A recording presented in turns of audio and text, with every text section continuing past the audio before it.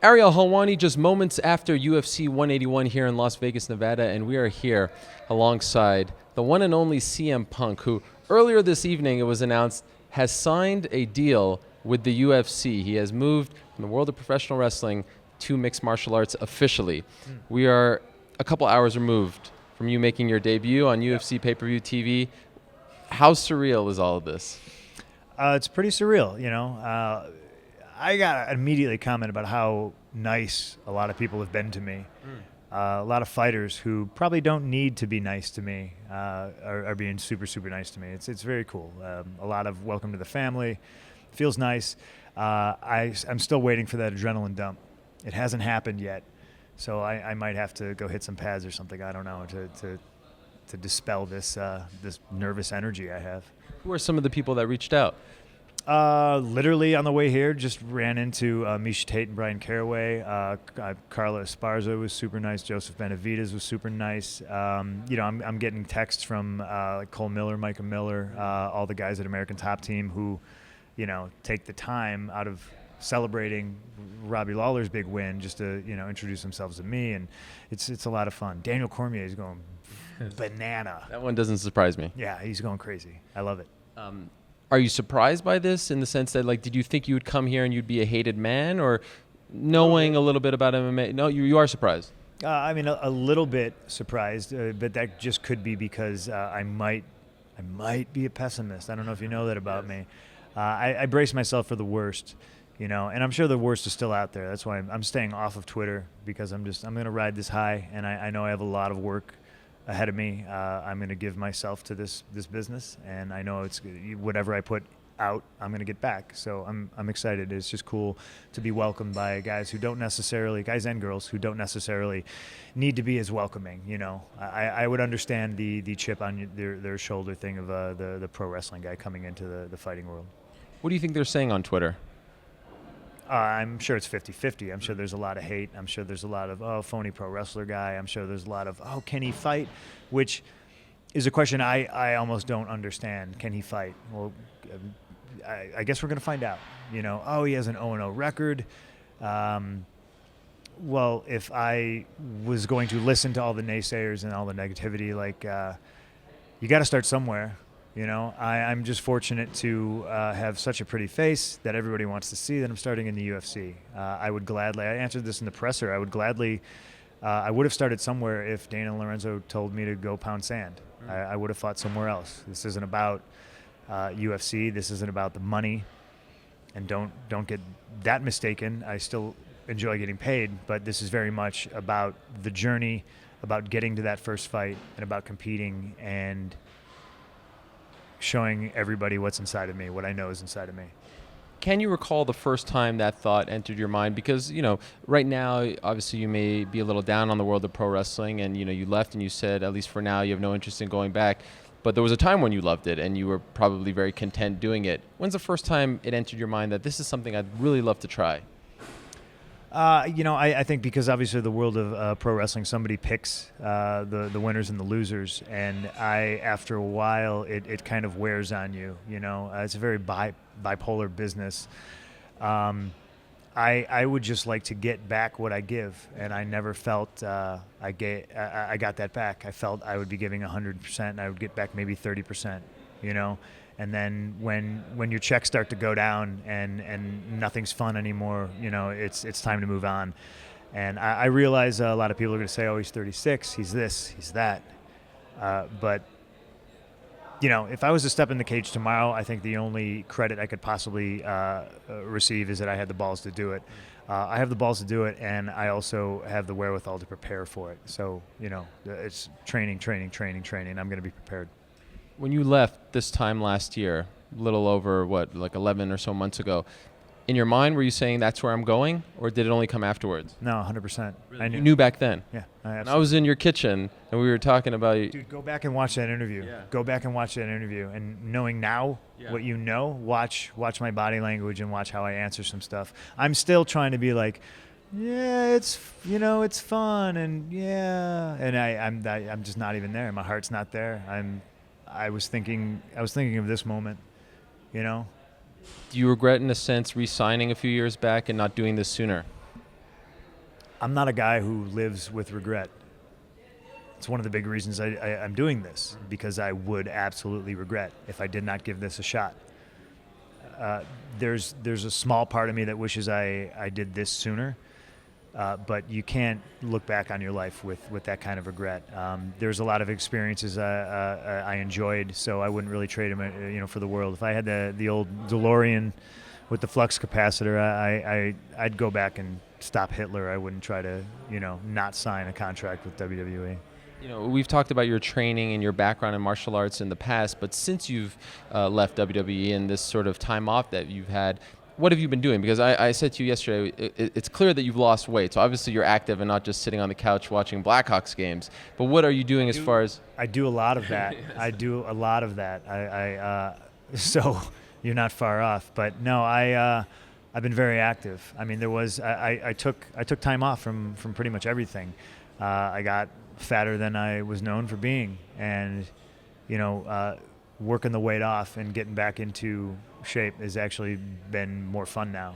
It's been interesting, but I just when you're on the road Friday, Saturday, Sunday, Monday, Tuesday for 10 years straight, I think life passes you by, and I've been living in a bubble for a long time, so it took a while for me to decompress. I'm not going to say I've 100% decompressed, but this gives me new life. I feel like I'm 15 again. I have something to do and something to look forward to. There's a reason I bust my ass in the gym again, and it's all working towards that date, whenever it's going to be, sometime next year. Are you physically healthy right now? Dude, do I look okay? You do, but you've talked about concussions and staph infections. I can't see that just looking at you in this great suit. I feel better than I look right now, which that's on a scale of 1 to 10, that's got to be an 11. Yeah. I feel amazing. Stuff that has hurt me chronically for a very long time no longer bugs me. I feel amazing. I mean, I'm breaking records every day, like legit, like running records. It's fun. I know you have a relationship with Dana White and Lorenzo Fertitta. You've been at 2 events. You've sat next to them. But when was the first time you guys actually talked about this being a reality? Do you recall when it happened? Yeah, geez, I don't know. Fuck it. I guess if they're going to get mad at me, they're going to get mad at me. They flew to Chicago. They flew to Chicago just to say hi. And we sat down, we ate, and we talked about it. And that was really the first time. And that was at the end of October. So when they flew to Chicago, obviously you had a conversation beforehand to get them to Chicago. So did you reach out to them and say, I'd like to talk to you, or did they say, hey, what's up? It was in this building. It might have been when Ronda fought McMahon, maybe? It was in this building. It was in this building. So February of last year. Okay, so February of last year is when. That's when you were sitting with the hood. Yeah. And I jokingly, I don't know if I said it first or Lorenzo said it first, but like, hey, you ever think about doing this? And I looked right at him and I said yes. And he was kind of like, "Oh, whoa, really?" And I was like, "Yeah, here's my phone number. Let's talk about this," And then I kind of backed off because of some legal matters.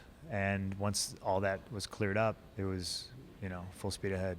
And so in October, how long did the process take? I mean, of course, we're here early December, but I'm assuming you signed the contract, at least a few days ago. So how long did the actual whole negotiation process take for you? Well, I got a pretty good lawyer, so I had him look at it, and he was a little bit more protective than he probably needed to be, but from his viewpoint, from where I just come from, he was making sure that, he had my back. And whereas maybe Dana thought he was being difficult, I had to explain to Dana he's not being difficult. He's my lawyer. He's taking my best interests into account, and consider where I just came from, where they own you and you can't do anything. So it took a couple of back and forths between the lawyers, but we let them hash that out. And I was super lenient on some things. They were super relaxed on some things, and it was an awesome negotiating process. It was super stress-free, and everybody was happy at the end of it. And I mean, it took a little bit longer than I think we wanted to. I think I was supposed to maybe be announced earlier. Were you supposed to be the big announcement? I don't know. That's a question you have to ask Dana and Lorenzo. I was told that was the uniform thing, but then I was kind of told afterwards that no, that was you, and I was like, well, why didn't you say anything? I don't know, but I'm glad it happened the way it did. Me being announced at that event with all the champs there, to me, like, that's their moment. I said that at the end of the presser. I'm glad I was out there alone, so you don't have, Robbie Lawler, new champ, sitting there, and who's this guy who's everybody's asking the question. So I'm respectful of that. That was their night, that was their day, that day in November, and I'm glad it worked out the way it did. Is it a multi-fight deal? Yes, it is. Are you planning on fighting more than once? And unless something absolutely horrible happens, but yeah, I'm planning on fighting more than once. Are you planning on fighting into your 40s? That is a fantastic question. For the foreseeable future, this is my home, and I don't think anything's really going to stop me from fighting into my 40s. I know they have more of a background and they've been doing it a lot longer, but there's plenty of guys that fight into their 40s, and I know people will probably crucify me for even mentioning his name, but Couture didn't start MMA until he was my age, and yes, I know he was a wrestler, and I know he wrestled in the Army. Thank you. My Twitter is @CM Punk. You can tell me all about it. But Anthony Perosh, I think, is in his 40s. So there are fighters in their 40s, and I think that's awesome. And I think it's up to the individual, like how they feel. I know you can't tell an athlete when it's time to hang it up, and it's based off how I feel, and how I feel right now is magnificent. Let's just hit a few things before we let you go, and I think that these are questions that come to everyone's mind off the top. Weight class, which will it be? Everybody's saying 185, including me. Okay. But I'm not ruling out 170. I think it's just a matter of how good a shape I can get into. You check the body fat, get a nutritionist, do a test weight cut, and see where I'm at. I'm actually shocked at how easy I lost the 15 pounds. So I'm going to see how much more I can lose, and then we'll go from there. Who will you train with? What will be your team? Don't know. That's also the hot question of the hour. I seem to have already answered that like 1,000 times today, but it's a fantastic question. I don't know.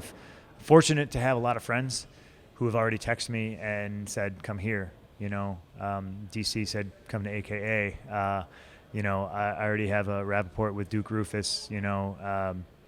There's Curran's in Chicago. There's top team down in Coconut Creek, and they got the welterweight champion. So I'm not saying I have options as in I can cherry pick and go wherever the hell I want. I have options in the sense that I think there's a lot of avenues open right now. Want to be a free agent in a sense.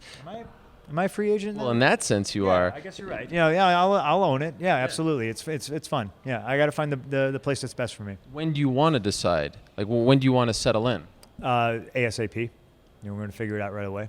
Will Henner Gracie be a part of your team? Because I know everyone kind of connects you to him. Yeah, well, nothing but love and respect for that man. So, yeah, I would love for him to be a part of it, but it's something that I don't know how that's going to work. You know what I mean? Like if I decide to dig my heels in up at Rufus Sport in Milwaukee, because it's only 90 minutes from my house, how does Henner fit into that? Because they have their own jiu-jitsu coaches. So that's something that I'm going to have to talk to guys about, work through, and figure out. But I can't see myself walking near the cage without Henner. Are you CM Punk in this world? I think I am. I think I've been CM Punk for over half of my adult life. So whatever that is, if that's a character to some people, if that's just some punk skateboard kid from Chicago, if it's a fighter, if it's an entertainer, I don't know. I don't know. It's an interesting question. I've heard Phil CM Punk Brooks, like that's my nickname. I don't know. I guess that rules out some kind of a cool nickname, right? Like, pretty cool nickname in itself. It's all right. I've worked at it. I've built it, and here I am now at Mandalay Bay. Will your debut take place in Chicago, or do you want your debut to take place in Chicago? I want it to, but I'm not going to let that affect any decision making. If they tell me they're going to Chicago, November next year, that sounds like a pretty sure bet. But I know when they're going to Chicago, and it might be a tad too soon. Will you come out to Cult of Personality? Will that be your song? Also, a fantastic question. The esteemed Lars Fredriksson from the band Rancid has already told me that he will no longer be my friend if I do not use a Rancid song. Wow. So I have to consider that as well. That's a lot of pressure. It's a lot of he doesn't mean it, but I mean there's a lot of good songs out there that I think I might pick, but I also see the argument for using Cult of Personality. In the back of your mind, you have a month. Like, do you have a time that you think you will be ready? Do you have any idea? The 6-month mark is in the back of my head to train for 6 months, that's nothing in MMA. There's people that have been doing this for years and years and years and years and years. I don't have that luxury. So to me, I'm going to train my ass off for 6 months, and then I'm going to kind of reevaluate and see how I feel, see where the weight's at, and then kind of reassess, and then go from there. Dana White just told me on the post-fight show that he is skeptical. I said to him, what do you say to those people who say, you're 0-0, you don't have a background, all that? He goes, yeah, you're right. Those are the facts, and I am skeptical. Do you feel like you need to make him into a believer? I think I got to make everybody into a believer. I said it cage side with Joe Rogan. I respect everybody who has stepped foot inside the cage, men and women alike. And when I'm done with this, I will have earned their respect. I will settle for nothing less.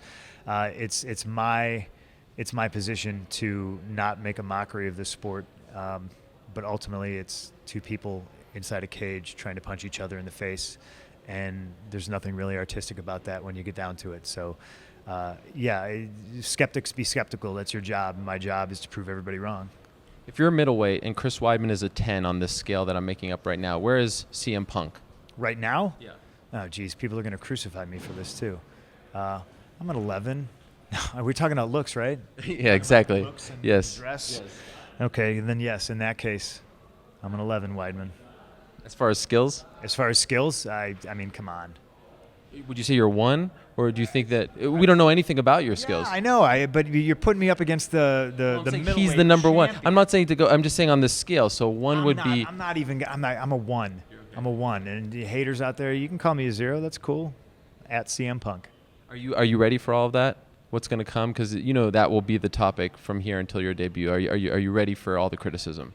I was a pro wrestler for a very, very long time, and people still criticize me. Oh, you suck. You lost to The Rock. You stink. I'm ready for the criticism. I've dealt with it my entire life. If anything, if the one thing I'm going to excel at is it's being in front of a large group of people who want to see your blood.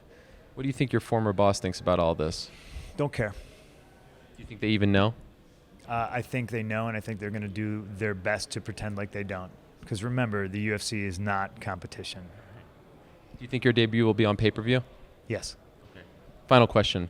You've had great moments in your life, your career, right? You've done it all. You've won the belt. You've been on top. I mean, you've done it all as far as an entertainer goes, as far as pro wrestling goes. Where does this moment right here rank? Whatever, UFC means so much to you. I know you're such a big fan. To be introduced, to be here at a card like this in Vegas of all places, the fight capital of the world. Can you just put into words, after everything you've been through over the last couple of years, what does this moment mean to you? I don't know if I would be able to do it justice, but the importance of this moment and this entire situation is definitely not lost on me. Hey, thanks, guys. Thank you. See? That's Frankie Edgar and Khabib Nurmagomedov welcoming you to the UFC. Well, fuck, come back here, guys. We could teach you some wrestling. I was gonna say let's roll. I'll let you go. No, that right there. I think that's pretty cool. Yeah, that's more than cool. That sums it up. I mean, this is how many people in the world get the chance to pursue one dream, let alone 2. Let alone 3. I mean, I'm writing comic books for Marvel Comics too. The only thing that's bigger than my mouth is my heart. I appreciate the opportunity that they've given me, and I'm going to do the best with it, and I'm going to run with it. And I know I'm going to do good. Like, in a lot of ways, I've already won. All I got to do is get to that cage. And it just means the world to me that people do support me, and it means the world to me that people don't support me, because love me or hate me, you're going to tune in. And if you're going to tune in because you want to see me get my ass kicked, that's awesome. You know what I mean? If you want to tune in because you're curious, that's great. We welcome you. If you want to tune in because you want to root me on, that's even better, obviously, and that's the most desired result. But this moment, I'm glad we have that on camera. You know, I don't have the words to put it